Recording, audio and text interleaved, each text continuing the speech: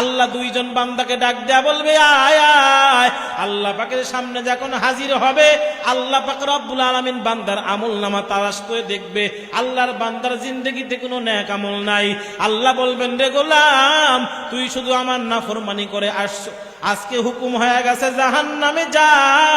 আল্লাহর বান্দা একটা দৌড় দিয়া জাহান্নামের দিকে যখন রওনা হয়ে যায়, আল্লাহ ডাক দেয়া বলে, ও ফেরেশতা, আমার বান্দা মনে হয় জানে না জাহান্নাম কেমন জায়গা। আমার বান্দা জাহান্নামের কথা শোনার পরেও কেন দৌড় লাগাইলো, আমার ওই বান্দাটাকে একটু ফেরত পাঠায় দাও। আল্লাহ পাক রব্বুল আলামিন ওই বান্দাকে সামনে নিয়ে আসার পর ডাক দেয়া বলবে, রে গোলাম, তুমি কি জানো জাহান্নাম কেমন জায়গা? আল্লাহর বান্দা ডাক দেয়া বলবে, মালিক, উলামায়ে কেরাম বলেছে শুনেছি জাহান্নাম আগুনের ঘর, যেই জায়গার ভিতরে প্রত্যেক ধরনের শাস্তি আর আযাব রয়ে গেছে। আল্লাহ ডাক দেয়া বলবে, রে বান্দা, এরপরে কেন তুমি জাহান্নামের দিকে রওনা হয়ে গেলা? তোমার কি ভয় লাগে না? আল্লাহর বান্দা ডাক দেয়া বলবে, মালিক রে, তুমি তো বললা জিন্দেগিতে কোনো আমল করতে পারি নাই, শুধু তোমার নাফরমানি করে আসছি। আজকে লক্ষ লক্ষ কোটি কোটি মানুষের সামনেও যদি তোমার হুকুমটা লঙ্ঘন করি, উলামায়ে কেরামের কথা বলছে শুনি নাই, হাদিসে অনেক কথা বলছে শুনি নাই, কোরআনের কথাটাও শুনি নাই। আজকে তুমি মাওলাকে দেখার পর তোমার একটা নির্দেশ যদি মানতে না পারি, তাহলে আমার জায়গা কোথায় হয়? ওই চিন্তায় চিন্তায় আমি বান্দা তুমি মালিককে খুশি করার জন্য রওনা হয়ে গেলাম। وفضل زمانا على زمان كما فضل مكانا على مكان وإنسانا على إنسان ونشهد أن لا إله إلا الله وحده لا شريك له لا ضد له ولا ند له ولا مثل له ونشهد أن سيدنا وسندنا وحبيبنا وحبيب طبيبنا وطبيب قلوبنا ومولانا محمدا عبده ورسوله صلى الله تعالى عليه وعلى آله وأصحابه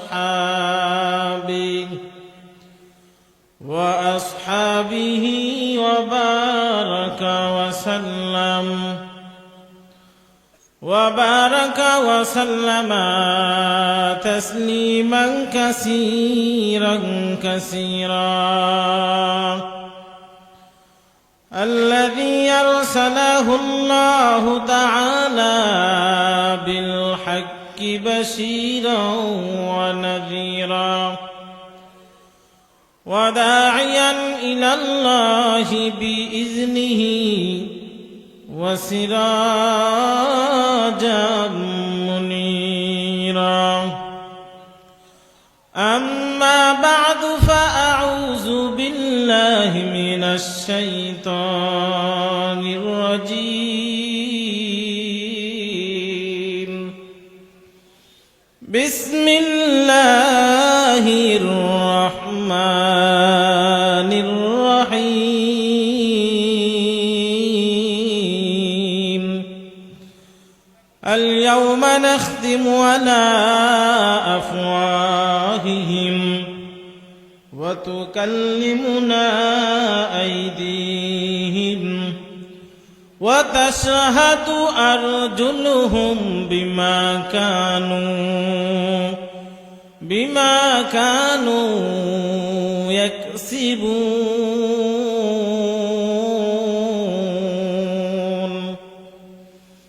وقال النبي صلى الله عليه وآله وسلم الدنيا خلقت لكم وأنتم خلقتم للآخرة صدق الله مولانا العظيم وصدق رسوله النبي الأمي الكريم ونحن على ذلك لمن الشاهدين والشاكرين والذاكرين والحمد لله رب العالمين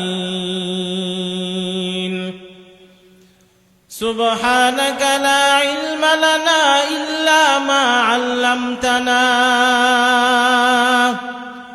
إنك أنت العليم الحكيم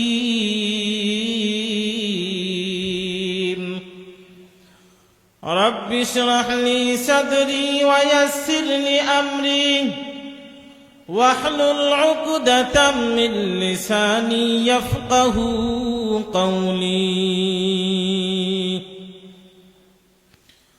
الحمد لمن قدر خيرا وخبالا الحمد لمن قدر خيرا وخبالا والشكر لمن صور حسنا وجمالا والشكر لمن صور حسنا وجمالا فرد صمد عن صفة الخلق بريء فرد صمد عن صفة الخلق بريء رب عزلي خلق الخلق كمالا رب عزلي خلق الخلق كمالا لا زد ولا ند ولا حد لمولى لا زد ولا ند ولا حد لمولى الآن كما كان ولم يلق زوالا الآن كما كان ولم يلق زوالا ميدونه مجبوره أي سيد عالم ميدوره مجبوره أي سيد عالم दीदार दिखा दे नहीं आवाज सुना दो दीदार दिखा दे नहीं आवाज सुना दो मैं सूरत यूसुफ को नहीं चाहने वाला मैं सूरत यूसुफ को नहीं चाहने वाला मैं कैस के मानंद नहीं आशिक लैला मैं कैस के मानंद नहीं आशिक लैला मैं आशिक मौला हूँ मेरा इश्क दीवाना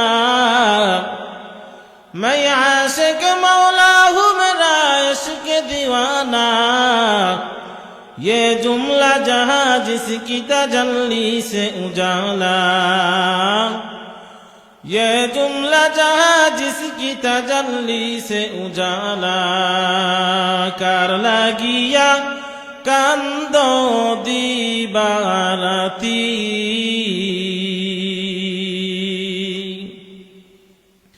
पागल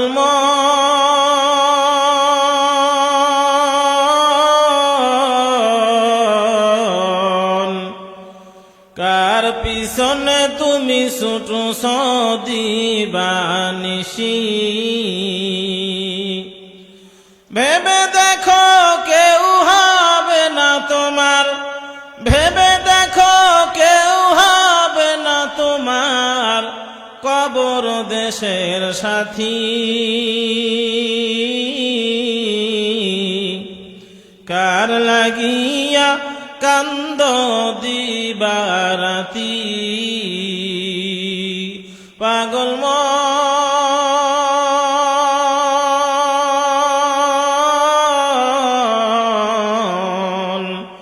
কার পিছনে তুমি ছুটো সদিবা নিশি আপন আপন বইলা যারে ভাবছো সারাক্ষণ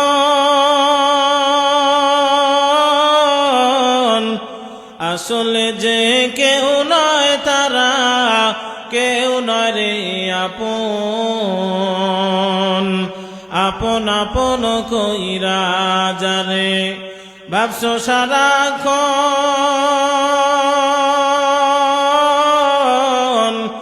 আসলে যে কেউ নয় তারা, কেউ নয় রে আপন।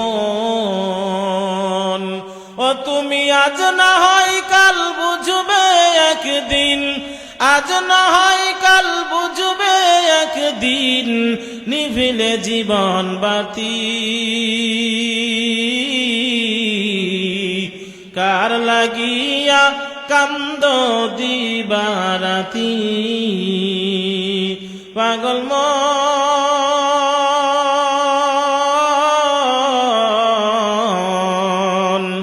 কার পিছনে তুমি ছুটছো দিবা নিশি, টাকা করি বাড়ি গাড়ি এই দুনিয়ার মোহে পড়ি। থাকবে না তোর বাহাদুরি, থাকবে না তোর বাহাদুরি, যাবি যেদিন চলি। কার লাগিয়া তুমি কান্দ দিবারাতি। পাগল মন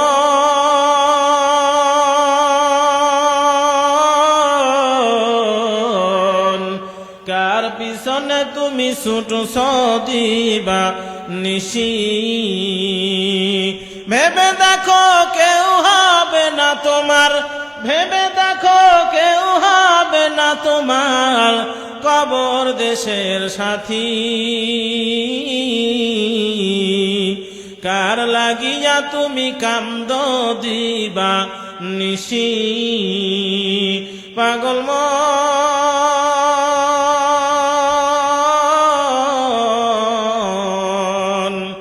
কার লাগিয়া তুমি কান্দ দিবা রাতি।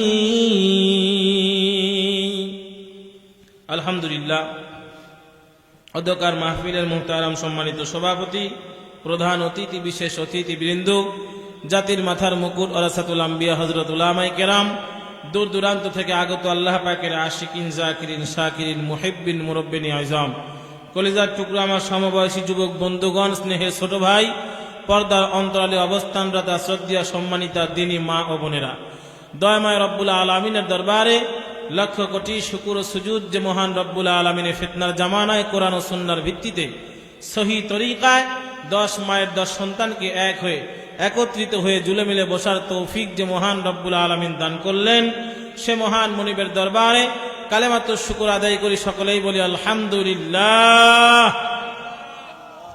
লক্ষ কোটি দরুদ ও সালাম বিশ্বের মানবতার মুক্তির দিশারি, উম্মতের কান্ডার, রহমতের ভান্ডার, কিয়ামতের ময়দানে যে রসুল তার উম্মতদেরকে পান করাবে হাউজে কাউসার, যে রসুল উম্মতের রাহবার, যিনি সাইয়্যিদুল মুরসালিন রাহমাতুল লিল আলামিন, শাফিয়ে আজম, রসুল আকরম, হাবিবে কিবরিয়া, আশরাফুল আম্বিয়া, সাকিয়ে কাউসার, আকায়ে নামদার, মদিনাহ কা তাজদার, আফতাবে নবুয়ত, ফখরে মওজুদত, সৈয়দুল মখলুকাত জনাবে মুহাম্মদুর রাসূলুল্লাহ সাল্লাল্লাহু আলাইহি ওয়া আলিহি ওয়াসাল্লামের উপরে সর্বোপরি শুকুর, যাদের অক্লান্ত পরিশ্রমের মাধ্যমে আজকে এই সুন্দর আয়োজন, সময় দিয়ে, অর্থ দিয়ে, বিবেক দিয়ে, বুদ্ধি দিয়ে, লাইট, মাইক, প্যান্ডেলের ব্যবস্থাপনার মাধ্যমে সহযোগিতার হাত যারা বাড়িয়েছেন, আল্লাহ রাব্বুল আলামিনের খিদমতের বিনিময় ইহকাল জীবনে শান্তি, পরকাল জীবনে চিরমুক্তির ব্যবস্থা করেন। সকলে বলি আল্লাহুম্মা আমিন। আমি আপনাদের সামনে কোরআনে কারিম থেকে একখানা আয়াতে কারিমা তেলাওয়াত করেছি। আমরা জানি মুসলমানের ধর্মগ্রন্থের নাম কি ভাই? আল কুরআন।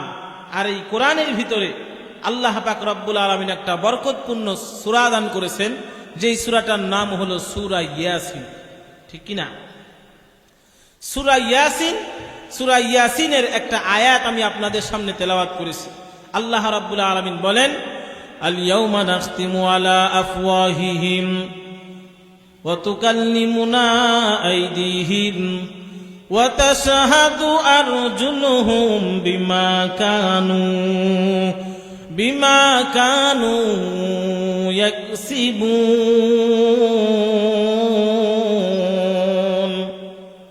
কিছুই বলবেন না,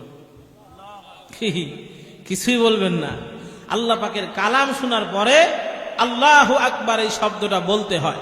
দেখেন আজকে আমরা মুসলমান, আমাদেরকে এই কথাটা বলতে হয় যে আল্লাহু আকবার বলেন, অথচ দেখবেন সন্ধ্যার আগে আগের দিন সন্ধ্যার আগে ভাঙ্গা একটা ছোট্ট মাইক দিয়ে ঘোষণা করে গেছে যে আগামীকাল বেলা 3টা থেকে অমুক মাঠে ফুটবল খেলা হবে। বলুন তো দেখি মানুষের সমাগম কম না বেশি? কথা কয় না। কি ভাই রাগ করছেন আপনারা? রাত্রে গভীর হয়ে গেছে, রাগ করতেছেন? অল্প সময় কথা বলবো, এরপরে আমরা বিদায় নেব ইনশাআল্লাহ। যতক্ষণ থাকি আমরা সবাই একটু কথাবার্তা বলবো ইনশাআল্লাহ। তো যেই কথা বলতেছিলাম, ফুটবল খেলার আয়োজনের কথা শুনি না, সবাই তো সবাইরে দাওয়াত দিছে, কেউ মোবাইলে বলছে। আচ্ছা বলেন, আজকের এই মাহফিলের ব্যাপারে পোস্টাল ছাপা হয়েছে না হয় নাই? দাওয়াত হয়েছে না হয় নাই? মাইকিং হয়েছে না হয় নাই? এরপরে এই কয়জন লোক আপনার এলাকায় মুসলমান কি শুধু এই কয়জন নাকি না আরো আছে? কথা কয় না। তারা কোথায়? হ্যাঁ, তো যেই কথা বলতেছিলাম, ফুটবল খেলা দেখতে গিয়া চতুর্দিকে লোকজন খুব আকর্ষণে দাঁড়ায় রয়েছে। দাঁড়াইতে মাজা লাগিয়া যায়, আবার কিছু সময় বসে, আবার কিছু সময় দাঁড়ায়, অপেক্ষায় আছে যে কোন দিকে জানি গোল যায়। ঠিক কিনা ভাই বলেন? একজনের এক ছোট্ট লাত্তিতে আস্তে করে বলটা যেমনি গোলের ভিতরে ঢুকে চলে গেছে। বলুন তো দেখি তখন কি আওয়াজ হয়? আস্তে হয় না জোরে হয়? তা আপনারা আল্লাহ পাকের কালাম শুনলেন, আল্লাহ পাকের কালাম শোনার পরেও যে আপনারা মুখটা বন্ধ করে রাখলেন, রেডি হন। আল্লাহ রাব্বুল আলামিন কোরআনে কারীম, আল্লাহ রাব্বুল আলামিন দান করেছেন এই কোরআনের ভিতরে আল্লাহ পাক রাব্বুল আলামিন একটা সূরা দান করলেন। সেই সূরাটার নাম হলো সূরা ইয়াসিন। আল্লাহ পাক রব্বুল আলামিন সূরা ইয়াসিনকে পুরা কোরআনের হাকিম বানায় দিলেন। বলেন সুবহানাল্লাহ। আল্লাহ রাব্বুল আলামিন বলেন, ইয়াসিন ওয়াল কুরআনিল হাকিম ইন্নাকা লামিনাল মুরসালিন। আর জোরে বলেন আল্লাহু আকবার। এরে আল্লাহর বান্দারা, আল্লাহু আকবার কেন বলবেন না? আল্লাহ পাকের কালাম শোনার পর যখন কোন আল্লাহর বান্দা আল্লাহু আকবার শব্দটা জোরে বলে, আমার মালিক ওই বান্দার প্রতি এত খুশি হয়ে যায়।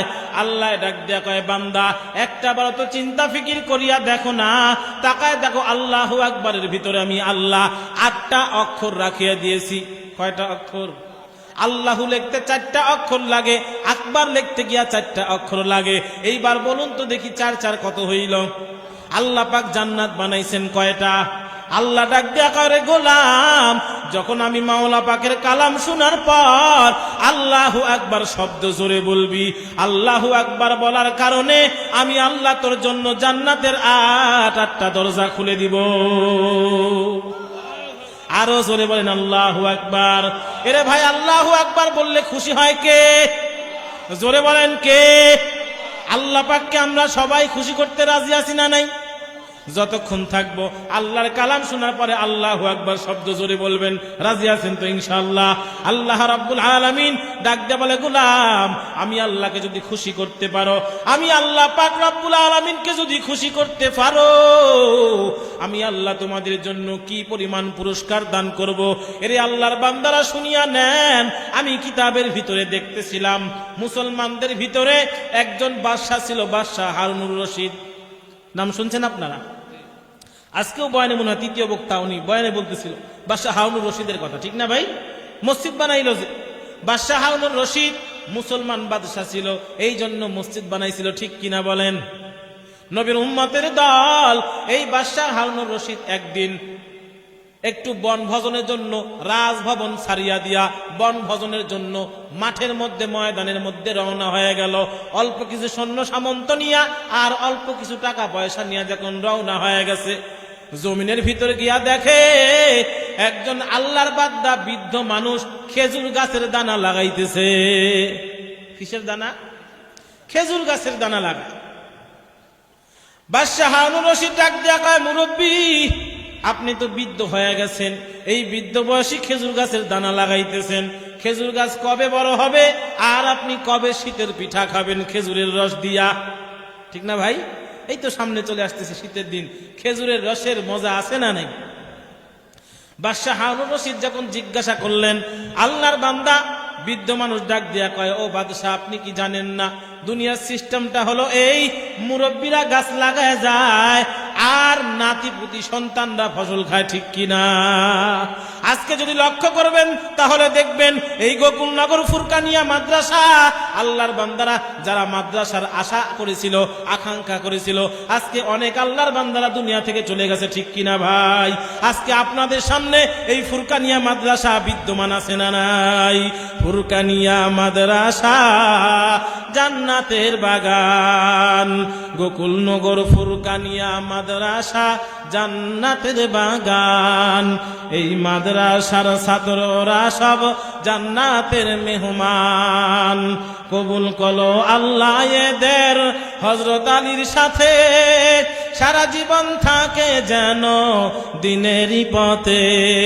দিনের পথে থাকবে যারা, দিনের পথে থাকবে যারা, তারাই ভাগ্যবান। গোকুলনগর ফুরকানিয়া মাদ্রাসা জান্নাতের বাগান, গোকুলনগর ফুরকানিয়া মাদ্রাসা জান্নাতের বাগান, ঠিক কিনা ভাই? বলতেছিলাম যে মুরব্বীরা আজকে মাদ্রাসা করে গেছে, তারা কিন্তু আজকে নাই, তাদের সন্তান তাদের নাতিপুতি এই মাদ্রাসা শিক্ষিত হইতেছে, ঠিক কিনা ভাই? বাদশাহ হারুন রশিদকে আল্লাহর বান্দা ডাক দিয়া কয়, ও আল্লাহর বান্দা বাদশাহ হারুন রশিদ, দুনিয়ার সিস্টেমটা এমনই, মুরব্বীরা গাছ লাগায় যায় আর সন্তানরা ফসল খায়। তো বাদশাহ হারুন রশিদ কিছুক্ষণ চুপ থাকার পরে বলতেছে, মুরব্বী আপনি যেই কথা বলছেন সেই কথাটা 100% সত্য কথা। তো বাদশাহ হারুন রশিদ যদি কোনো ব্যক্তির কথায় বা কাজে, খুব খেয়াল করেন, বাদশাহ হারুন রশিদ কোনো ব্যক্তির কথায় বা কাজে যদি সমর্থন করতেন, তার দরবারের একটা নিয়ম ছিল, ওই ব্যক্তিকে 1000 টাকা পুরস্কার দেওয়া হইত। নিয়ম অনুযায়ী বাদশাহ যখন বলছে মুরব্বী আপনি ঠিকই বলছেন, একজন উজির তাকে 1000 টাকা পুরস্কার দিয়ে দিছে। বাদশাহ যখন সামনে রওনা হয়, আল্লাহর বান্দা মুরব্বী ডাক দেখায়, বাদশাহ আপনার সঙ্গে আমার কিছু কথা ছিল। বাদশাহ যখন আবার মুরব্বীর সামনে ফিরত আসিয়া যায়, এইবার মুরব্বী ডাক দেখায়, বেটা বাদশাহ তুমি শুনিয়া লাও, মানুষের লাগানো ফসল বছরে একবার ফসল দেয়। কয়বার? একবার। মানুষের ফসল লাগানোর পরে কিছু সময় দেরি হয় না? হয় না? কথা কয় না। সিম গাছ লাগাইছেন, সাথে সাথে সিম হয়েছে নাকি? লম্বা সময় দেরি করতে হয়েছে, এরপরে ফসল হয়েছে। মুরব্বী ডাক দেয়া কয়, বাদশাহ দেখেন আমার গাছ লাগানোর ফসল, আমি মুহূর্তে 1000 টাকা পুরস্কার হাদিয়া পাইয়া গেছি। আমার গাছ লাগানোর কি হয় নাই, বিফলে যায় নাই, সঙ্গে সঙ্গে 1000 টাকা পেয়ে গেছি। বাদশাহ হারুন রশিদ কিছুক্ষণ চিন্তা ফিকির করার পরে বলে, মুরব্বী আপনি তো ঠিকই বলছেন। বোঝে না। আবার যখন বলছে ঠিকই বলছেন, আর একজন উজির তারে আরো 1000 টাকা দিয়ে দিচ্ছে। কত হইছে? 2000 টাকা। আল্লাহর বান্দা বাদশাহ যখন রওনা হয়ে যায়, এইবার আল্লাহর বান্দা বৃদ্ধ চাচা ডাক দিয়া কয়, বাদশাহ হারুন রশিদ আপনার সঙ্গে আমার কিছু কথা ছিল। বাদশাহ যখন সামনে অগ্রসর হয়, মুরব্বী ডাক দিয়া কয়, বাদশাহ মানুষের লাগানো ফসল বছরে একবার ফসল হয়, ইরি ধান বছরে কয়বার হয়? কথা কয় না। ইরি ধান বড় ধান কয়বার হয়? একবার। বছরে আম হয় কয়বার? তরমুজ কয়বার পান?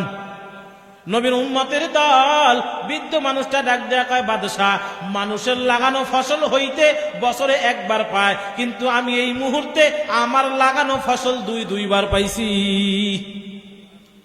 বাদশাহ হারুন রশিদ ডাক দেয়া কয়, চাচা মিয়া আপনি ঠিকই বলছেন। কথা কয় যখন বলছে ঠিকই বলছেন, আর একজন উজির তাকে আরো 1000 টাকা। কত হইছে? এরে ভাই, হাসির খোরাক দেওয়ার জন্য বলি নাই। দুনিয়ার একজন বাদশাহ যদি সামান্য একজন মুরব্বীর কথায় খুশি হইয়া একই মুহূর্তে একই জায়গার ভিতরে দাঁড়ায়া তিনবার পুরস্কৃত করতে পারে, আমার মালিক যিনি বাদশার বাদশাহ, আহকামুল হাকিমিন যে আল্লাহ, ওই আল্লাহকে যদি আমরা খুশি করতে পারি, আমার আল্লাহ পাক বান্দাকে কি পরিমাণ দান করবে, ঠিক কিনা বলেন? এই জন্য আমরা আসছি আজকে আল্লাহকে খুশি করার জন্য, নাকি বেজার করে বাসায় যাবেন? রাত্র জাগরণ করে কি আল্লাহকে বেজার করে বাসায় যাবেন? বেয়াদবি নিয়েন না। আবারও একটু জোরে বলেন আল্লাহু আকবার। এরে ভাই, আল্লাহু আকবারের ভিতরে তাহলে আল্লাহ পাকের দয়া আছে না নাই? কথা কয় না, কম না বেশি? আল্লাহর পয়গম্বর ডাক দিয়ে বলে কত বেশি। আল্লাহ পাক রব্বুল আলামিনের মায়াকে যদি 100 ভাগে ভাগ করা হয়, 99 ভাগ মায়া আমার আল্লাহর কাছে আল্লাহ রাখিয়া দিয়েছে। মাত্র 1 ভাগ মায়া আমার আল্লাহ তার বান্দার প্রতিদান করেছে। এরে ভাই, সেই মায়ের মহব্বত সন্তানের প্রতি কম না বেশি? নবীর উম্মতের দল আমার আল্লাহ পাক রব্বুল আলামিন তাই বলে, বান্দা আমি আল্লাহ বেজার না, আয় হাজারো অন্যায় অপরাধ করার পর তুই যখন আমি মাওলা পাকের কাছে ক্ষমা চাবি, আমি আল্লাহ অতীতের গুনার দিকে না তাকাইয়া তো আমি আল্লাহ পাক রব্বুল আলামিন আমার রহমতের দিকে তাকাইয়া তোকে মাফ করিয়া দিব। নবীর উম্মতের দল কিতাবের ভিতরে দেখলাম শুধুমাত্র দুনিয়াতে নয়, আখিরাতের আদালতে আল্লাহ পাক বান্দাকে মাফ করার জন্য, শুধু বান্দাকে মাফ করার জন্য ওসিলা তালাশ করতে থাকবে। কিয়ামতের ময়দানে এমন একটা সময় হবে আল্লাহ পাক রব্বুল আলামিন মুমিন বান্দার বিচার করতে করতে তার দিলটা বড় নরম হয়ে যাবে, শানে রহমতের ভিতরে থাকবে। আল্লাহ 2 জন বান্দাকে ডাক দেয়া বলবে, আয় আয়। আল্লাহ পাকের সামনে যখন হাজির হবে, আল্লাহ পাক রব্বুল আলামিন বান্দার আমল নামা তালাশ করে দেখবে। আল্লাহর বান্দার জিন্দেগিতে কোনো নেক আমল নাই। আল্লাহ বলবেন, রে গোলাম, তুই শুধু আমার নাফরমানি করে আসছো, আজকে হুকুম হয়ে গেছে জাহান্নামে যা। আল্লাহর বান্দা একটা দৌড় দিয়া জাহান্নামের দিকে যখন রওনা হয়ে যায়, আল্লাহ ডাক দেয়া বলে, ও ফেরেশতা, আমার বান্দা মনে হয় জানে না জাহান্নাম কেমন জায়গা। আমার বান্দা জাহান্নামের কথা শোনার পরেও কেন দৌড় লাগাইলো? আমার ওই বান্দাটাকে একটু ফেরত পাঠায় দাও।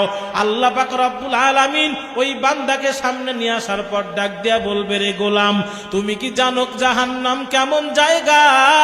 আল্লাহর বান্দা ডাক দেয়া বলবে, মালিক, উলামায়ে কেরাম বলেছে শুনেছি জাহান্নাম আগুনের ঘর, যে জায়গার ভিতরে প্রত্যেক ধরনের শাস্তি আর আযাব রয়ে গেছে। আল্লাহ ডাক দেয়া বলবে, রে বান্দা, এরপরে কেন তুমি জাহান্নামের দিকে রওনা হয়ে গেলা? তোমার কি ভয় লাগে না? আল্লাহর বান্দা ডাক দেয়া বলবে, মালিক রে, তুমি তো বললা জিন্দেগিতে কোনো আমল করতে পারি নাই, শুধু তোমার নাফরমানি করে আসছি। আজকে লক্ষ লক্ষ কোটি কোটি মানুষের সামনেও যদি তোমার হুকুমটা লঙ্ঘন করি, উলামায়ে কেরামের কথা বলছে শুনি নাই, হাদিসে অনেক কথা বলছে শুনি নাই, কোরআনের কথাটাও শুনি নাই। আজকে তুমি মাওলাকে দেখার পর তোমার একটা নির্দেশ যদি মানতে না পারি, তাহলে আমার জায়গা কোথায় হয়? ওই চিন্তায় চিন্তায় আমি বান্দা তুমি মালিককে খুশি করার জন্য রওনা হয়ে গেলাম। আল্লাহ ডাক দেয়া বলবে, ও ফেরেশতারা, আয় আয়। আমার বান্দা আজকে যেহেতু আমার একটা হুকুম পালন করেছে, এই ওসিলায় হইলেও আমি আল্লাহ আমার বান্দার জিন্দেগি সব গুনাহ খাতাগুলো মাফ করে দিলাম। এজন্য আল্লাহ পাক রব্বুল আলামিনের কাছে মাপ পাওয়ার জন্য শুধু ওসিলা দরকার ভাই। এজন্য আসেন, আল্লাহ কখন কাকে কোন ওসিলা ধরে মাফ করে দিবে বলা যায় না। এজন্য হয়তো আজকের এই মাহফিলে অনেক আল্লাহর বান্দারা বাহিরে আছে, জানি না তারা কি মনে করতেছে যে মাহফিলটা কেমন হয়, কি দিয়ে কি হয় না হয়, হ্যাঁ কেমনই বা কথা হবে, ছোটখাটো মাহফিল।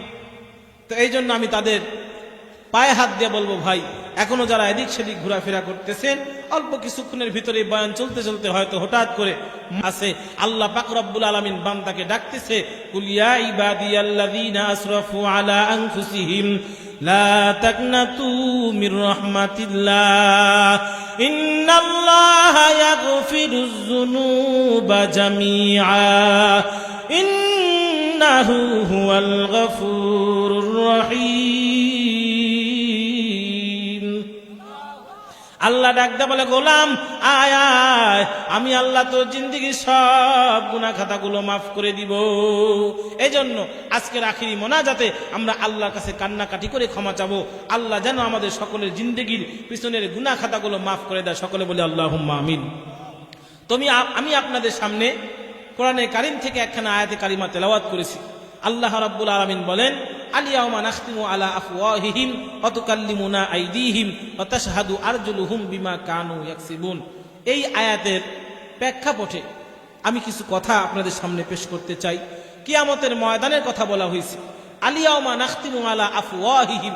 কিয়ামতের ময়দানে আল্লাহ রাব্বুল আলামিন বান্দার জবানের ভিতরে, মুখের ভিতরে মোহর মেরে দিবে, বান্দা কোনো মুখ দ্বারা কথা বলতে পারবে না। আলিয়াউমা নাখতিমু আলা আফওয়াহিহিম ওয়া তুকাল্লিমুনা আইদিহিম, কথা বলবে তাদের হাতগুলো। কারা কথা বলবে ভাই? হাত মানুষের কথা বলবে। ওয়া তাশহাদু আরজুলুহুম বিমা কানু ইয়াকসিবুন, কিয়ামতের ময়দানে আমাদের পা আমাদের বিপক্ষে সাক্ষী দিয়ে দিবে, পা কথা বলবে। এ কথা বিশ্বাস করেন আপনারা? কিয়ামতের ময়দানে আল্লাহ পাক যখন বান্দাকে ডাক দিবে, আল্লাহ বলবেন, রে গোলাম, তুই শুধু গুনাহ করে আসছো, আমি মাওলা পাকের হুকুম পালন করে আসো নাই। তখন বলবে মালিক, না না, আমি তোমার হুকুম পরিপূর্ণভাবে আদায় করেছি। আল্লাহ বলবেন, কাযযাবতা, তুই মিথ্যাবাদী। তখন আল্লাহ যখন ধমক দিবে, সঙ্গে সঙ্গে কিয়ামতের ময়দানে মানুষের জবানটা বন্ধ হয়ে যাবে। মানুষের হাত তখন সাক্ষী দিতে থাকবে, পা তখন সাক্ষী দিতে থাকবে। বোঝেন? এই আয়াতের প্রেক্ষাপটে, এই প্রেক্ষাপটে কিয়ামতের ময়দানে সংগঠিত হবে। কিন্তু আল্লাহ পাক ইচ্ছা করলে দুনিয়াতে এমন করতে পারে না? পারে না? বলেন, পারে না? নবীর উম্মতের দল দাউদ পয়গম্বরের নাম আপনারা শুনছেন নাকি? কথা কয় না? দাউদ পয়গম্বরের জামানায় দাউদ পয়গম্বরের উম্মত গুলো একদিন ডাক দিয়ে বলে, পয়গম্বর, আমাদেরকে একটু আখেরাতের নমুনা দুনিয়াতে দেখায় দেন। খুব ঠান্ডা মাথায় কথা শুনতে হবে। কোথাকার নমুনা? আখেরাতের নমুনা আপনি আমাদেরকে একটু দুনিয়ার ভিতরে দেখায় দেন। দাউদ পয়গম্বর বললেন, তোমরা ঈদের দিন আসিও, দেখায় দিব। কোন দিন? ঈদের দিন আসিও, দেখায় দিব। এরে নবীর উম্মতের দল, দাউদ পয়গম্বর তাদেরকে ঈদের দিন আসার কথা বললেন। আল্লাহর বান্দারা, ওই এলাকার ভিতরে একজন ধনী ব্যক্তি ছিল। ওই ধনী ব্যক্তির একটা সুন্দর গাভী ছিল। ধনী ব্যক্তির অনেক মাল সম্পদ ছিল। সম্পদের কারণে আল্লাহর বান্দা শখ করে একটা গাভী পালছে। গাভীটা দেখতে অনেক সুন্দর, আবার মানুষের মতন ওই গাভীটারও নাক কান ফুরায় দিয়া, স্বর্ণ অলংকার পরায়া গ্রামের ভিতরে ছাড়িয়া দিছে। ধনী মানুষ, দাপটের অভাব নাই। আল্লাহর বান্দা ছাড়িয়া দেয়, যখন যার খেতে ইচ্ছা হয় সে জায়গার থেকে ফসল খায় আর নষ্ট করে আর ঘোরাঘুরি করে। নবীর উম্মতের দল ওই এলাকার ভিতরেই দুইজন আল্লাহর বান্দা, একজন আল্লাহর বান্দা, একজন আল্লাহর বান্দি, সম্পর্কে মা এবং সন্তান। সম্পর্কে মা এবং সন্তান। আল্লাহর বান্দারা গ্রামের লকালা ছাড়িয়া দিয়া জঙ্গলে গিয়া আল্লাহ পাকের ইবাদত করতেছে। এরা নবীর উম্মতের দল, ওই যে আল্লাহর বান্দা ধনী ব্যক্তি তার গাভীটাকে জঙ্গলের ভিতরে ছেড়িয়ে দিয়েছে, ময়দানের ভিতরে ছাড়িয়া দিয়েছে। ওই গরুটা সারাদিন খায় আর সন্ধ্যা হলে আবার মালিকের বাসার ভিতরে চলে আসে। হঠাৎ করে একদিন ওই গাভীটা আর বাসার ভিতরে আসে নাই। কোথায় আসে নাই? বাসায় আর আসে নাই। আল্লাহর বান্দা চিন্তা করলো, কি করা যায়, কি করা যায়? কোথায় আমার গাভী? আমার গাভী কেন আর সারাদিন হয়ে গেল বাসায় আসলো না? আল্লাহর বান্দা ধনী ব্যক্তি এলাকার ভিতরে কয়েকজন লোককে ঠিক করে দিল, এরে আল্লাহর বান্দারা তাকায় দেখো না, একটু তালাশ করে দেখো আমার গাভীটা কোথায় আছে। যদি কোনো আল্লাহর বান্দা আমার গাভীটার খবর দিতে পারো, আমি তাকে 10,000 টাকা পুরস্কার দিব। কত হাজার? 10,000 টাকার পুরস্কারের আশায় নারী পুরুষ সমানে খোঁজ করা শুরু করছে, কোথায় গাভী পাওয়া যায়। ঠিক না ভাই? 10,000 টাকা 4টাখানি ব্যাপার নাকি? আজকে আমরা বাঙালি শুধু সস্তার দিকে আমরা শুধু দৌড়াইতে থাকি, ঠিক না? আজকে আমাদের এই মাহফিলের যে কি ফায়দা, চতুর্দিকে ফেরেশতারা বেষ্টনী করে রাখছে, আমাদের উপর আল্লাহ পাকের রহমত নাজিল হইতেছে, কিন্তু বাকি দেখতে পাইতেছি না, এজন্য আগ্রহ নাই। ঠিক কিনা বলেন? আজকে যদি ঘোষণা করা হইতো এই গোকুলনগর ফুরকানিয়া মাদ্রাসার মাহফিলের প্রাঙ্গণে যে আল্লাহর বান্দারা বসবে, মাহফিল শেষে 1 প্যাকেট করে খিচুড়ির সাথে 1000 করে টাকা দেওয়া হবে, বলুন তো দেখি জায়গা দিতেননি? আমারে আসতেও তো জায়গা দিতেন না, ঠিক না? এই মিয়া পরে আসেন, পরে আসেন। হ্যাঁ, আমাদের সিরিয়াল শেষ হোক। আমি তো কাউন্সিল মসজিদে জুমা পড়াই, কাউন্সিলের বারান্দা পার হয়ে আমার মসজিদে ঢুকতে হয়। তো একদিন টিসিপির মাল দেয়, তো টিসিবির মালের জন্য সবাই ভিড় ধরে দাঁড়ায় রয়েছে। আজান হয়ে গেছে, তা আমি গাড়ি রাইখা হাইটা হাইটা এবার আসতেছি। নারী পুরুষ সমানে তো লাইন ধরে দাঁড়ায় রয়েছে টিসিবির মাল নেওয়ার জন্য। তা আমি বলতেছি, ভাই আমার একটু সাইড দেন। বলতেছে, হুজুর পরে আসেন। আমি কই যাব? আমি যাব জুমার নামাজ পড়াইতে, আমার একা হুজুর পরে আসেন। সকাল থেকে দাঁড়ায় রয়েছি মিয়া, মাথা বড় খারাপ হয়ে গেছে, পরে আসেন রোদের ভিতরে। আমার একা পরে আসেন। আমি বললাম, টিসিবির মালের জন্য আমি দাঁড়াবো না, আমি জুমা পড়াইতে যাব, আমার একটু সাইড দেন, আমি যাই। যেই কথা বলতেছিলাম, আজকে যদি দেখানো যাইতো এই জায়গায় লোকজন জায়গা দেওয়া যাইতো না। এরে নবীর উম্মতের দল, আজকে হয়তো আমরা বলতে পারবো কিন্তু হাতে কিছু দিতে পারবো না। সব বাকি মাওলা পাকের কাছে জমা থাকবে। এরপরে আপনারা বেজার না খুশি? খুশি তো সবাই ইনশাল্লাহ? সবাই খুশি থাকবেন তো শেষ পর্যন্ত ইনশাল্লাহ? দেখি তো কারা কারা থাকবেন না। আলহামদুলিল্লাহ, রাত্র গভীর হইলে এখনো মন মস্তিষ্ক ঠিক আছে, ঠিক না ভাই? আলহামদুলিল্লাহ, আল্লাহ পাকে শুকুর। বরিশালে মাহফিলে গেছি, গিয়া বলতেছি, আল্লাহর বান্দারা জাহান্নামে যাবেন কারা কারা? হাত তুলেন। কয়েক মুরব্বী হাত তুলছে। আমি, চাচা আপনি কি জাহান্নামে যাইবেন? কয়, মিয়া পছন্দ হয় না, সব জায়গায় আগে আগে যাই, নাম লিখাও, চরমনাই কাও আর সারসিনা কাও, সব জায়গায় মুই আগে যাই, বিশ্বাস না হইলে বেটা লিখ গেলাও। তা আমি কই, চাচা আমি যে জায়গার কথা কইছি ওই জায়গায় কি যাইবেন নাকি? কয়, বেটা আমি নেটওয়ার্ক কম পাই, কোন জায়গায় যাওয়ার লাগে কইছো? আমি কইছি জাহান্নামে যাওয়ার লাগিয়া। আল্লাহর বান্দা এবার খেইপে কয়, মুরব্বী বেটা, হুজুর বেটা তুই যাবি আর তোর বাপে যাইবো, আমি যাইব কিন দিকে? আরে সব জায়গায় কি আগে আগে যাওয়ার জন্য? চরমনাই আগে আগে, সারসিনা আগে আগে, তাবলিগে আগে আগে, বিশ্ব ইস্তেমায় আগে আগে, এ কি জাহান্নামে যাওয়ার লাগে লেখছি? আমি তো মনে করছিলাম হুজুর বেটায় নাটোর থেকে আইছে, যা কইবে সব হত্যি কথা কইবে, এদি মিছা কথা কয়। বোঝেননি? এরে নবীর উম্মতের দল, আল্লাহর বান্দারা ময়দানে যারা আশেক, যারা আল্লাহ পাকের পাগল, এদেরকে দুনিয়ার কোনো লোভ দেখানো লাগে না, ঠিক কিনা বলেন? এই বান্দাগুলো সব সময়ের জন্য আমার মাওলা পাকের তালাশ করতে থাকে, ঠিক কিনা? মাসুকের তালাশে আশেক দিওয়ানা, আশেকের মন মাসুক বিনে বসে না। মাসুকের তালাশে আশেক দিওয়ানা, আশেকের মন মাসুক বিনে বসে না। সিনাকে বা নাইতে পারলে কুহে তুর, আশিক তখন দেখবা মাওলার নূরে নূর, আশিক তখন দেখবা মাওলার নূরে নূর। ইশকের আগুন লাগে যদি কলবে, আশিক তখন কাঁদে বসে নীরবে, আশিক তখন কাঁদে বসে নীরবে। মাসুকের তালাশে আশেক দিওয়ানা, আশেকের মন মাসুক বিনে বোঝে না। আশেকের মন মাসুক বিনে বোঝে না। এরে আল্লাহর বান্দারা, আজকে যারা আমার মাওলা পাকের পাগল, এই আল্লাহর বান্দাদেরকে দুনিয়ার কোনো ডেভেলপ দেখানো লাগে না। এই আল্লাহর বান্দারা শুধু তালাশ করতে থাকে কোথায় গেলে আমার মাওলা খুশি হয়, ঠিক কিনা ভাই? এজন্য আল্লাহ পাককে রাজি খুশি করার জন্য সবাই থাকবেন তো ইনশাআল্লাহ? আল্লাহ সকলকে কবুল মঞ্জুর করেন, সকলে বলি আল্লাহুম্মা আমিন। তো যতটুকু সময় থাকেন ধ্যান আর খেয়ালের সাথে শুনেন, ফায়দা হবে। এক আল্লাহর বান্দা ঢাকা থেকে সারা রাত সারা দিন কাজ করে, গার্মেন্টসে কাজ করে, ঈদ করবে এই জন্য বাসায় আসতেছে। এই আল্লাহর বান্দা ঢাকা থেকে উঠছে, নামবে নাটোরে, মাঝখানে ক্ষুধা লেগে গেছে, সারাদিন সারা রাত কাজ করছে, সারাদিন কাজ করছে, রাত্রে যখন আসতেছে পেটের ভিতরে ক্ষুধা আর চোখের ভিতরে বড় ঘুম।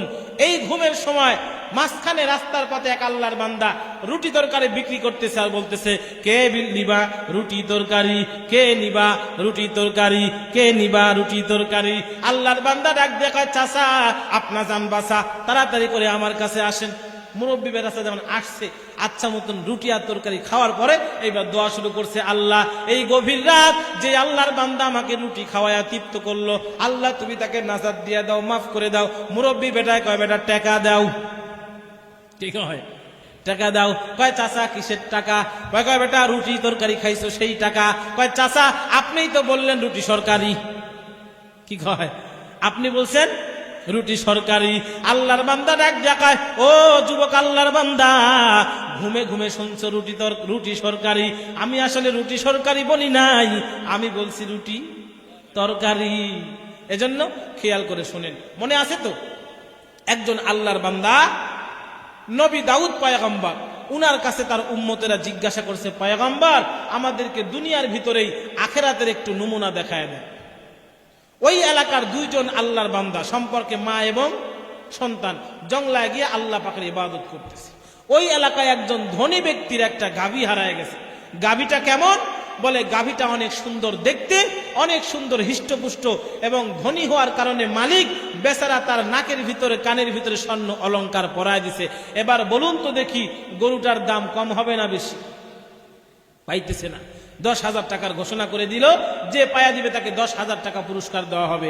আল্লাহর বান্দা 10,000 টাকার পুরস্কারের আশায় সবাই ঘুরতেছে, কোথায় সেই গাভী পাওয়া যায়, কোথায় সেই গাভী পাওয়া যায়, কোথায় সেই গাভী পাওয়া যায়। এরে নবীর উম্মতের দল, ওই যে যেই আল্লাহর বান্দা বান্দি মা এবং সন্তান জঙ্গলায় গিয়া আল্লাহ পাকের ইবাদত করতেছে, ওই আল্লাহর বান্দারা ওই জায়গার ভিতরে দীর্ঘ কয়েক বছর পর্যন্ত আল্লাহর ইবাদত করেছে। ওই আল্লাহর বান্দাদের খানা পিনার জন্য কোনো টেনশন করা লাগে নাই। আল্লাহর বান্দারা সারাদিন রোজা রাখার পর একটা নালা দিয়া পানি আসে, ওই বরকতি পানি খাওয়ার পর আল্লাহর বান্দাদের সব ক্ষুধা তৃষ্ণা মিটিয়া যায়। লম্বা টাইম পর্যন্ত ইবাদত করতেছে আর আল্লাহর কাছে দোয়া করতেছে, ও দয়ার মালিক, আমরা যে জঙ্গলায় ইবাদত করতেছি দুনিয়ার কেউ না জানলেও তো তুমি জানো। আল্লাহ তুমি তো আমাদের একটু খানা পিনার ব্যবস্থা করে দিতে পারো। বলেন আল্লাহ পারে না? পারে না? নবীর উম্মতের দল আল্লাহর বান্দা আর বান্দি মা এবং সন্তান দোয়া করার কারণে আমার আল্লাহ ওই আল্লাহর বান্দা বান্দির দোয়া কবুল করার পর ওই নালার পাশে একটা বেদেনা গাছ উঠায় দিল। বলেন সুবহানাল্লাহ। বেদেনা গাছটা যখন ওই জায়গার ভিতর উঠেছে, প্রতিদিন গাছের ভিতরে সকালবেলা ফুল আসে। বেদেনার কি আসে? ফুল আসে। আল্লাহর বান্দা বান্দি সারাদিন রোজা, ফুলটা আস্তে আস্তে বড় হয়, ফলে ফুলে পরিপূর্ণ হয়। সন্ধ্যা হয়, ইফতারের আগ মুহূর্তে পাকিয়া পরিপক্ক হয়ে যায়। সুবহানাল্লাহ। দুইটা বেদেনা, মা এবং সন্তান অর্ধেক অর্ধেক করে খায়, অর্ধেক খায় সেহেরি করে, আবার অর্ধেক খায় ইফতারি করে। রাত ভর দিন ভর আল্লাহ পাকের ইবাদত বন্দেগী করতেছে। লম্বা টাইম চলে গেল। এর নবীর উম্মতের দল আল্লাহর বান্দারা আল্লাহর ইবাদত বন্দেগী করতে করতে হঠাৎ করে একদিন সন্তান ডাক দিয়া কয়, মা প্রতিদিন একখানা খাইতে ভালো লাগে না। প্রতিদিন একখানা খাইতে ভালো লাগে না। ও মাগো, এই বেদনা দুইটা বাজারে বিক্রি করিয়া দেই, অন্য খানা ফিনার ব্যবস্থা করিয়া লই। মায় ডাক দেয়া কয়, রে সন্তান, আল্লাহ পাক যখন বান্দাকে যেই হালাতে রাখে ওই হালাতেই মাওলা পাকের শুকুর আদায় করা দরকার। মাওলা পাকের নাশুকুর করা চলবে না। আল্লাহর বান্দা মায়ের কথা না শুনিয়া বেদেনা দুইটা বাজারে বিক্রি করে দিয়েছে এবং দুইটা বেদেনার বিনিময়ে যা পেয়েছে অল্প কিছু গোশত রুটির ব্যবস্থা করে ঘরে চলে আসছে। ওই জঙ্গলায় ঝুপড়ির ভিতরে চলে আসছে।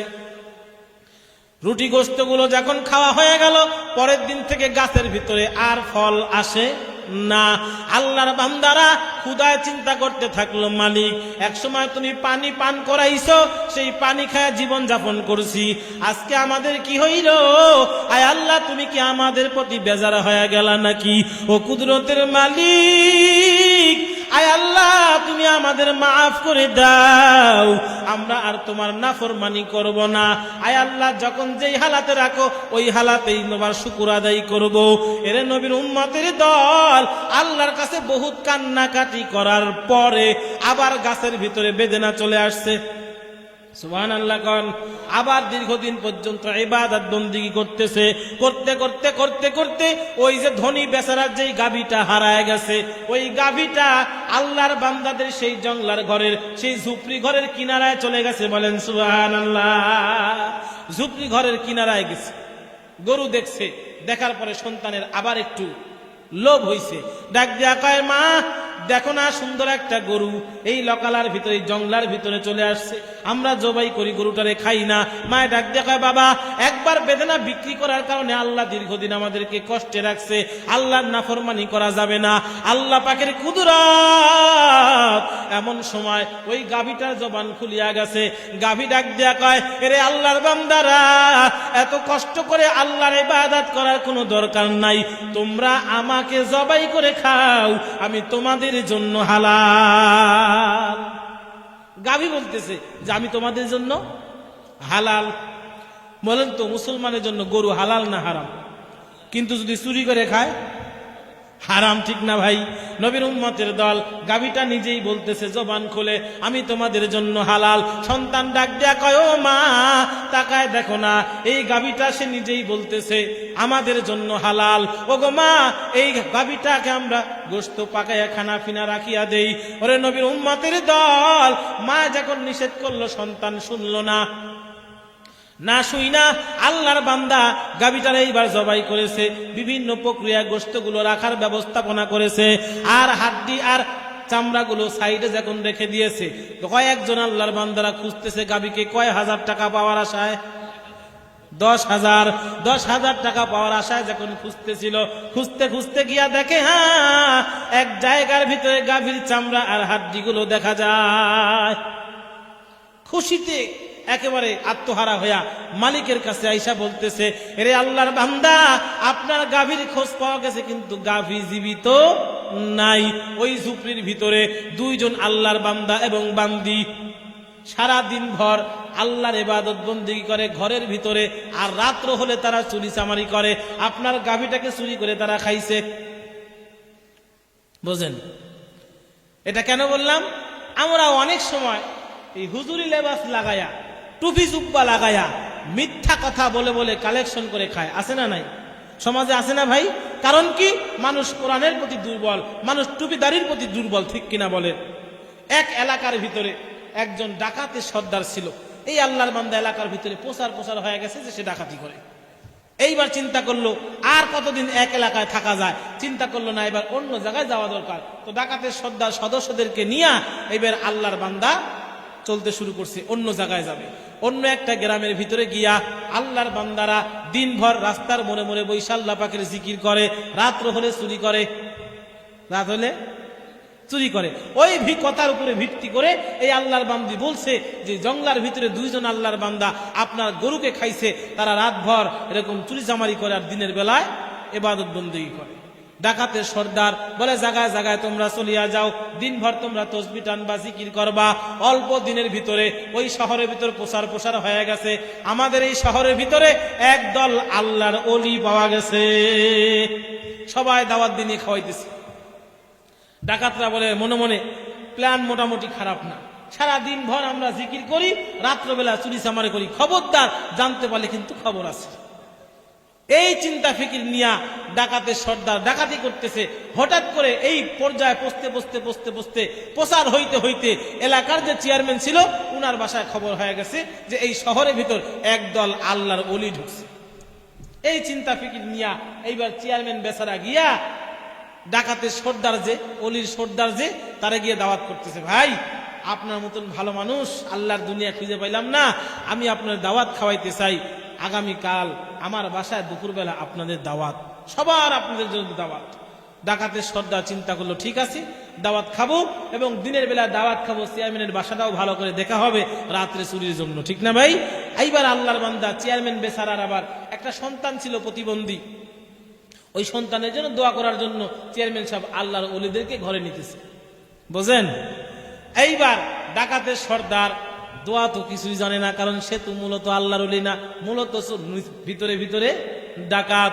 এইবার আল্লাহর বান্দা দোয়া শুরু করে দিয়েছে, আর ডাক দেয়া কয়, কুদরতের মালিক আমার ব্যাপার তো তুমি জানো, আমি ডাকাতের সর্দার হয়ে আজকে অলির সর্দার হয়ে ঢুকছি রে মাওলা।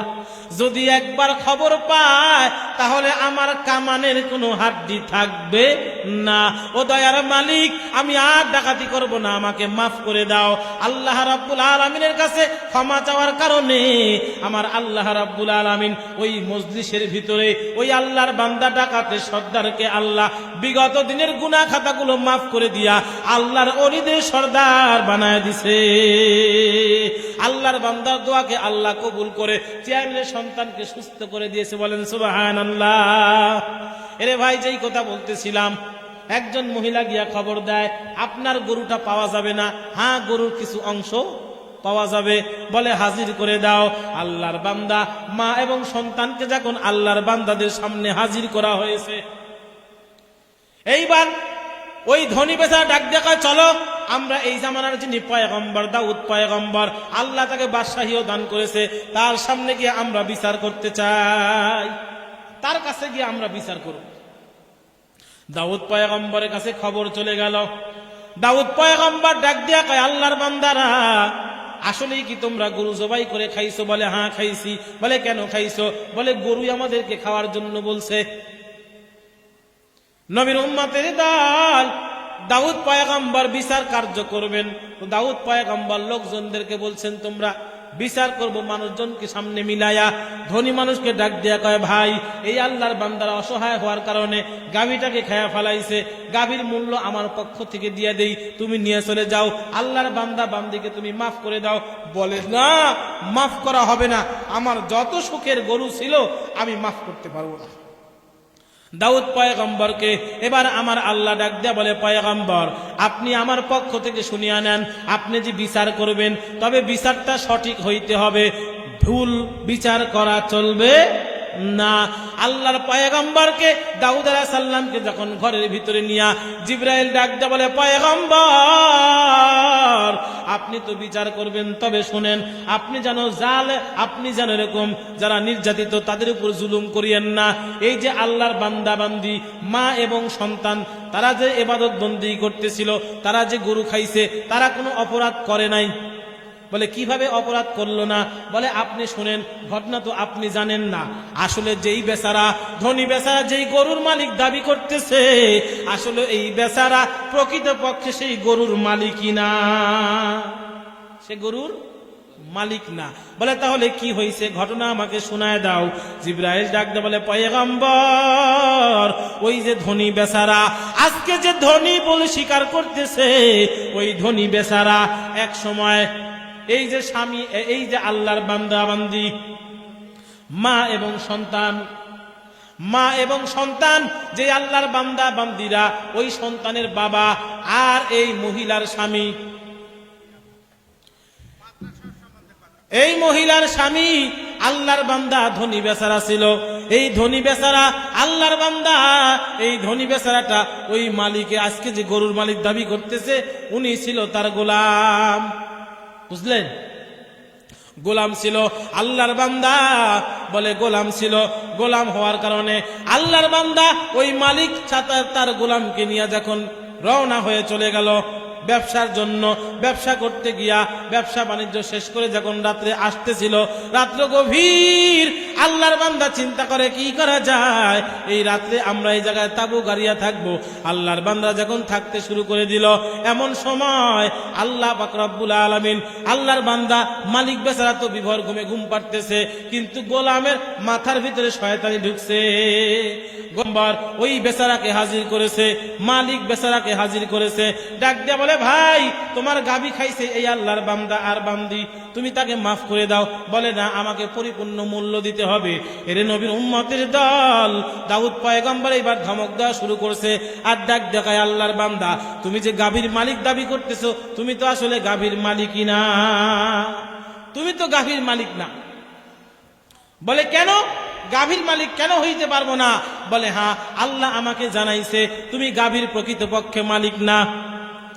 নবীর উম্মতের দল, ওই আল্লাহর বান্দার জবানটা বন্ধ হয়ে গেছে। কার? যে গাভীর মালিক, দাবি করতেছিল। আল্লাহর বান্দার জবানটা যখন বন্ধ হয়ে গেছে, নবীর উম্মতের দল সে আর কোনো কথা বলতে পারতেছে না। দাউদ পয়গম্বর ডাক দিয়া কয়, ও আমার উম্মতেরা তোমরা শুনিয়া নাও, আল ইয়াউমা নাখতিমু আলা আফওয়াহিহিম ওয়া তুকাল্লিমুনা আইদিহিম ওয়া তাশহাদু আরজুলুহুম বিমা কানু ইয়াকসিবুন। আল্লাহ রাব্বুল আলামিন কিয়ামতের ময়দানে যে অবস্থানটা করবে, মানুষের জবান বন্ধ হয়ে যাবে, মানুষের হাত কথা বলতে থাকবে, মানুষের পা কথা বলতে থাকবে। এই হলো কিয়ামতের আলামত, এই হলো কিয়ামতের আলামত যে আল্লাহ পাক রব্বুল আলামিন বান্দার জবানকে বন্ধ করে দিতে পারে না, পারে না। কথা বলেন, বান্দার জবানকে বন্ধ করে দিতে পারে।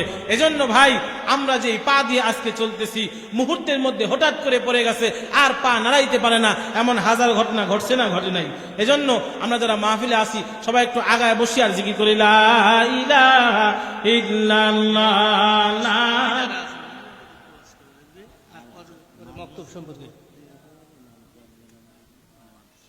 লা ইলাহা ইল্লাল্লাহ, লা ইলাহা ইল্লাল্লাহ, লা ইলাহা ইল্লাল্লাহ, লা ইলাহা ইল্লাল্লাহ, লা ইলাহা ইল্লাল্লাহ, লা ইলাহা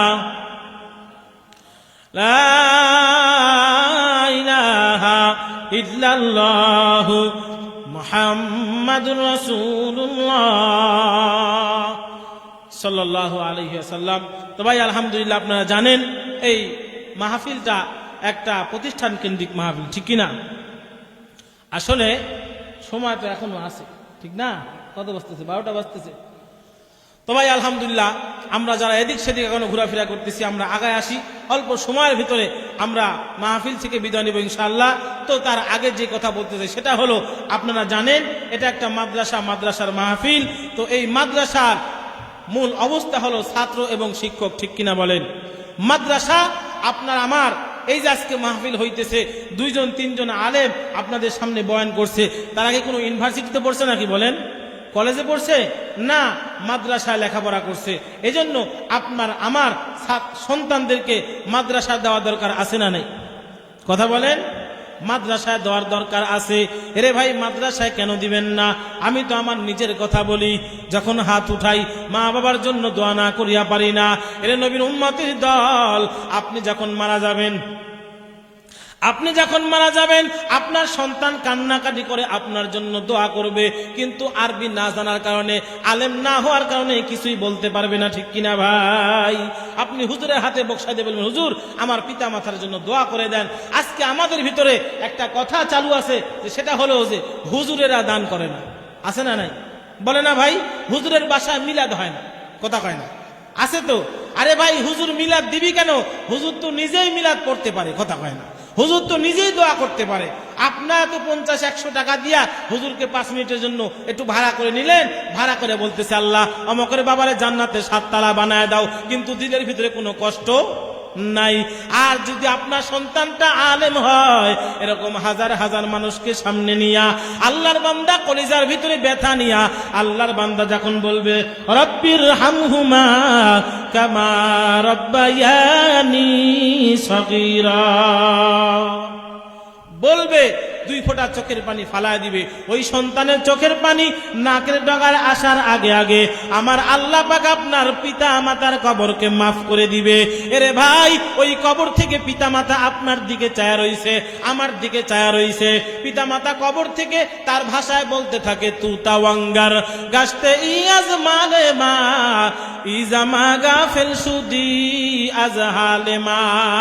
এরে সন্তান, যেই সম্পদ আজকে আমি দুনিয়ার ভিতরে রাখে আসলাম, একটা সম্পদ একটা কানা পয়সা আমি নিয়ে কবরে আসি নাই, সব তোমাদের জন্য রাখে আসছি। ওই সম্পদ থেকে যদি একটু দান করিয়া দাও, আমি মা বাবার কলিজা ঠান্ডা হয়ে যাবে, ঠিক কিনা ভাই? এরে ভাই, কত সময় দেখছি মা অনাহারে থাকে, মা কষ্ট করে, মা নিজে কষ্টে থাকে, কিন্তু সন্তানকে কষ্ট বুঝতে দেয় না। ওগো দুঃখিনী প্রাণের আম্মা জান, কেমনে ভুলিব তোমার অবদান। ওগো দুঃখিনী প্রাণের আম্মা জান, কেমনে ভুলিব তোমার অবদান। জীবনের বিনিময়ে মা, জীবনের বিনিময়ে মা, গঠিয়েছো মোদের প্রাণ। ওগো দুঃখিনী প্রাণের আম্মা জান, কেমনে ভুলিব তোমার অবদান। ওগো দুঃখিনী প্রাণের আম্মা জান, কেমনে ভুলিব তোমার অবদান। তুমি জননী না থাকায় মা, কেউ তো খোঁজ খবর নেয় না। সকাল বেলা খাইছনি বাবা, আর তো কেহ বলে না। তোমাকে হারিয়ে মাগো অন্ধকারা মার জীবন। ওগো দুঃখিনী প্রাণের আম্মা জান, কেমনে ভুলিব তোমার অবদান। একটু হাত তুলে দেখান তো, কার মা নাই বাপ নাই? মা বাবা কাদের নাই? একটু হাতটা যায়। ও ভাই, মা বাবা কবর থেকে আপনাদের দিকে তাকায় রইছে। আজকে 2 ফোঁটা চোখের পানি ফেলে মাওলা পাকের কাছে কান্না করবেন। আপনার চোখের পানি নাকের ডগায় আসার আগে আগে আল্লাহ মাফ করে দিবে। মাদ্রাসা, মাদ্রাসা এমন একটা প্রতিষ্ঠান, যেই মাদ্রাসার ভিতরে আল্লাহ পাকের কোরআন তেলাওয়াত হয়, ঠিক কিনা বলেন? জানেন না? এই জন্য মাদ্রাসা আপনারা প্রতিষ্ঠিত করবেন। কেন করবেন? কারণ মাদ্রাসার সন্তানরা আপনাদের পিতা মাতার জন্য দোয়া করে। ও ভাই শোনেন, একজন আল্লাহর বান্দা ছিল, জগৎ বিখ্যাত একজন আল্লাহর ওলি, হাসান বসরি রহমাতুল্লাহ আলাইহি। নাম শুনছেন না?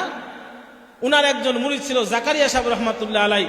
এই জাকারিয়া সাহেব রহমাতুল্লাহ আলাইহি আল্লাহর বান্দা, উনার অন্তর্চক্ষু খোলা ছিল। আল্লাহর বান্দার একটা আমল ছিল, সে যখন কবরস্থানের পাশ দিয়ে যাইত, একবার সূরা ফাতিহা, 3 বার সূরা ইখলাস পরে কবরওয়ালাদের জন্য বক্সায় দিত। আল্লাহর বান্দা একদিন আল্লাহর কাছে কান্নাকাটি করতেছে, আর ডাক দেয়া বলে, মালিক আয় আল্লাহ, কবরের সকল মাইয়াতকে তুমি মাফ করে দাও। আল্লাহর বান্দা অন্তর্চক্ষু দিয়া দেখতে পায়, একটা কবরের ভিতরে আযাব হইতেছে, একটা মুরব্বীর কবরের ভিতরে আযাব হইতেছে।